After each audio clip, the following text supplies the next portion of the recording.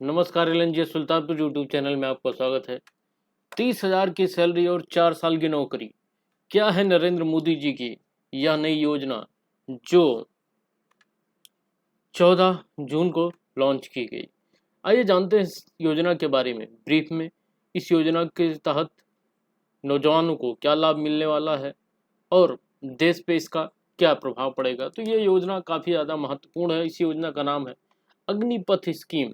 ये एक amazing step है by the government of Narendra Modi.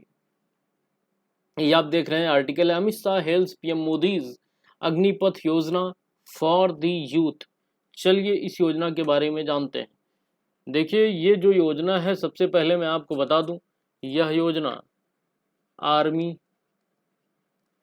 Navy और एयरफोर्स ये योजना तीनों पर लागू होगी, क्योंकि ये समझाने से पहले ये बताना जरूरी है कि तीनों सेक्टर में काम आएगी।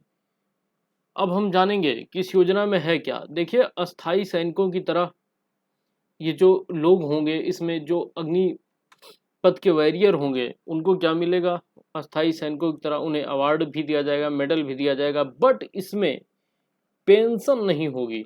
इस योजना में जो भी हमारे वॉरियर होंगे उनको क्या नहीं मिलेगा, पेंशन नहीं मिलेगा। 4 साल की नौकरी होगी जिसमें 30,000 रुपये पगार यानी पर मंथ 30,000 इनकी सैलरी होगी और 44 लाख यानी 44,000 का इनको बीमा दिया जाएगा। तो चलिए इस योजना की ब्रीफ में डिस्कशन करते हैं, कैसे होगी भर्ती, कौन कौन एलिजिबल है, क्या रहेगा तरीका भर्ती का। देखिए केंद्र सरकार ने 14 जून को तीनों सेनाओं यानी थल, नौ और वायुसेना में युवाओं की बड़ी संख्या में भर्ती के लिए अग्निपथ भर्ती योजना शुरू की है। इस स्कीम के तहत नौजवानों को सिर्फ 4 साल के लिए डिफेंस फोर्स में सेवा देनी होगी। सरकार ने यह कदम तनख्वाह और पेंशन बजट को कम करने के लिए उठाया है। आप ये समझ सकते हैं। अब आपके मन में ये प्रश्न होगा कि ये 4 साल बाद क्या होगा। तो यदि आपकी 4 साल में परफॉर्मेंस देखी जाएगी, आप अच्छे तरीके से परफॉर्म करते हैं, आपकी स्किल अच्छी रहती है, तो तकरीबन 25% लोगों को क्या कर दिया जाएगा, नियुक्त कर दिया जाएगा परमानेंट। आपको पता है रक्षा मंत्री राजनाथ सिंह हैं। राजनाथ सिंह ने तीनों सेना अध्यक्षों के साथ एक प्रेस कॉन्फ्रेंस करके इस योजना का ऐलान किया है। पहली भर्ती रैली 90 दिन में होगी। डिपार्टमेंट ऑफ मिलिट्री अफेयर्स की तरफ से तैयार की गई अग्निपथ रिक्रूटमेंट स्कीम को पहले टूर ऑफ ड्यूटी नाम दिया गया था। इस स्कीम के तहत शॉर्ट टर्म के लिए ज़्यादा सैनिकों की भर्ती की जाएगी।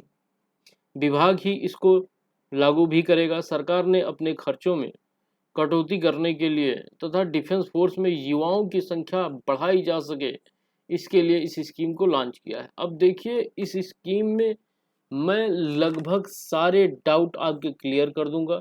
मैं प्रश्न को पढ़ूंगा और उसके उत्तर आपको बताऊंगा कि इसमें क्या क्या सिस्टम होगा, कैसे होगा। सबसे पहले हम जानेंगे कि अग्निपथ स्कीम के तहत भर्ती के लिए आवेदन करने के लिए कौन पात्र होगा। तो देखिए इस योजना के तहत जो आवेदन करता होगा यानी जो जॉब के लिए अप्लाई करेगा, उसकी उम्र 17.5 से 21 साल तक होनी चाहिए। उसके बाद वो 10वीं और 12वीं परीक्षा पास हो, ऐसा अनिवार्य होना चाहिए, यानी 10वीं 12वीं परीक्षा उसने पास कर रखी हो। अब इसके बाद हम बात करते हैं क्या स्कीम के तहत सेना में कितने समय तक के लिए इनको नियुक्त किया जाएगा। तो देखिए अग्निपथ योजना के तहत भर्ती होने वाले जवानों को 4 साल के लिए यानी 4 ईयर के लिए इनको क्या किया जाएगा, नियुक्त किया जाएगा। इन 4 सालों में से 6 महीने सैनिकों को क्या दी जाएगी, बेसिक ट्रेनिंग दी जाएगी कि आपकी ट्रेनिंग क्या हो कि आप अपने पोजीशन के लिए कैसे परफेक्ट बन पाएँ, तो उसकी ट्रेनिंग आपको 6 महीने दी जाएगी। अब हम जानते हैं कि जो अग्निवैरियर होंगे या अग्निवीर होंगे उनको सैलरी कितना मिलेगा, वेतन कितना मिलेगा। देखिए ज्वाइनिंग के पहले साल में अग्निवीरों को 4.67 लाख रुपए का पैकेज दिया जाएगा। वहीं 4 साल का कार्यकाल खत्म हो जाने के बाद इनको 6.92 लाख रुपए बढ़ाकर दिए जा सकते हैं। यानी अगर हम कहें अग्निवीरों को हर महीने 30,000 से 40,000 रुपए तक सैलरी मिलेगी। इसके अलावा तीनों सेनाओं के स्थानीय सैनिकों की तरह इनको अवार्ड, मेडल, भत्ता भी मिलेगा। वहीं सरकार 44 लाख का बीमा भी इनको देगी। अब ये कहा जा सकता है कि इनका अच्छा इनिशिएटिव है कि इसमें जो है इनकम टैक्स से इन लोगों को छूट मिलेगी, यानी इनकम टैक्स इसमें नहीं होगा। अब आपके मन में प्रश्न होगा कि 4 साल पूरे होने के बाद अग्निवीर जो सैनिक होंगे क्या वो अस्थायी हो सकते हैं?